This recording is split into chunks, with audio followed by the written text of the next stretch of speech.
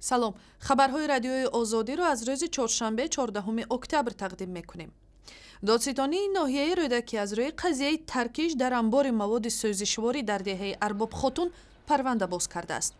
در یک حادثه ترکیش در داخل انبار شام گذشته 4 نفر کشته شده، چند تن دیگر زخم برداشتند. وزارت امور داخله میگوید سبب رخ دادن ترکیش به احتیاطی و صرفی نظر شدن معیارهای بی‌خطری به هنگام کفشیرگری بوده است. شرکت گازپروم نفتی تاجیکستان که در آغاز صاحب این انبار گفته میشد، با پخش اظهارات گفته است که هیچ ربطی به این انبار ندارد و تمام مسئولیت را به دوش شرکت بفویو غیب‌الله واگذار کرده است. امروز قربانیان ترکیش مدهش به خاک سپرده شدند.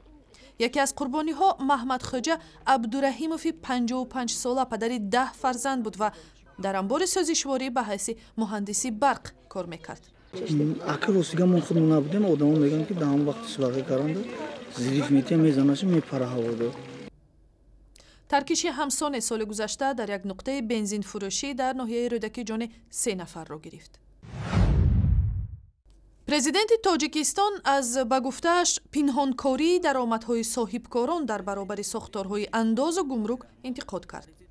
در سخنرانی خود در یک همایش صاحبکاران تاجیکستان در دوشنبه امامعلی رحمان گفت سنجش‌های مالیوی نشان می‌دهد که بخشی از صاحبکاران تلاش دارند مال خود را با راه قاچاقی وارد نموده حجم اندازهای پرداخت شونده را کم نشان دهند و یا به ساخته‌کاری محاسبات دست می‌زنند. از این حساب سال جاری بودجه دولت 231 میلیون سومانی معادل 35 میلیون دلار کم آمد دیده است، گفت پرزیدنت. صاحبکاران انفرادی از بوروکراتیا، وجود قانون‌های نانوشته معاملات، فساد و رشوه‌خواری، امتیاز در شکل عدم پرداخت مالیات به شرکت‌های نزدیک به گروه‌های بانفوذ شکایت می‌کنند و می‌گویند در چنین شرایط تمام بار انداز و سنجش‌ها بالای شرکت‌های خرد و میانه می‌افتد. در گزارش بانک جهانی عاید به پیشبرد بیزنس، تاجیکستان به قطار کشورهای کم درآمد شامل شده در میان دولت‌های جهان تنها در موقع 166م قرار دارد. مشکل ترین بخش‌های کار صاحبکاران در تاجیکستان از روی این گزارش تجارت بین سرحدی، پرداخت مالیات، گرفتن اجازت ساختمان و دسترسی به نیروی برق نامیده شده است. کارمندان کمیسریات حربی ناحیه واسه در پیش چشم همکاران و مشتریان امروز کارمند لابراتوری مرکزی سلامتی این ناحیه فرهاد رحمانوف 23 ساله را با زور به خدمت عسکری بردند. فرهاد رحمانوف سال گذشته کالج طبی شهر کولوب را ختم کرده در مرکز سلامتی ناحیه واسه همچون لابرانت کار میکرد. در یک حادثه ناحیه یووان هم مسئولین کمیسریات حربی 2 روز پیش آموزگار زبان انگلیسی مکتب محلی نسیمجان عمرقلوف را ابلاغ کردند. این معلم جوان امروز از بدخشان به والدانش زنگ زده گفته است که در یک قسم حربی وزارت مدافعه به خدمت شروع کرده است.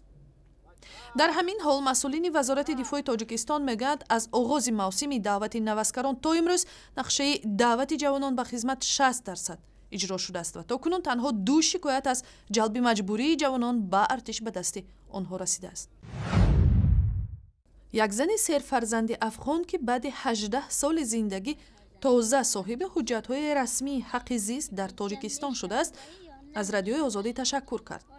خانم آصفه غلام صفدر از سال 1997 به این سو در ناحیه باختر زندگی می کند و در تمام این مدت بدون حجت و شرایط حقوقی زندگی در تاجیکستان به سر برده است.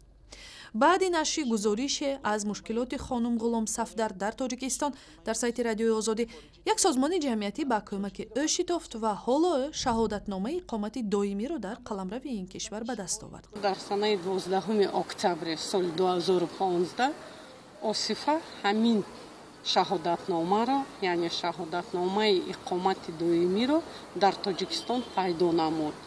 5 سال پس ما باید آصفه را برای گرفتن شهروندی تاجیکستان باید حجتاش را سپاریم.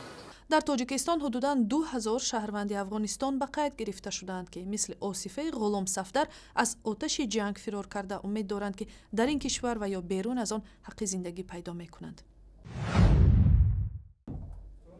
дар Тоҷикистон барномаи фарҳангии ҳафтаи Аврупо бо намоишгоҳи наққошону тарроҳони тоҷик шурӯъ шуд. Дар донишгоҳи рассомӣ ва дизайни Тоҷикистон асарҳои рассомони тоҷик Фаррух Хоҷаев, Носирбек Нарзибеков, Фаррух Неъматзода ва Мизроб Холов ба намоиш гузошта шудааст, ки сокинони рӯстову деҳоти тоҷик анъанаву оинҳои миллӣ ва табиати Тоҷикистону мавзеъҳои дигарро дар бар мегиранд.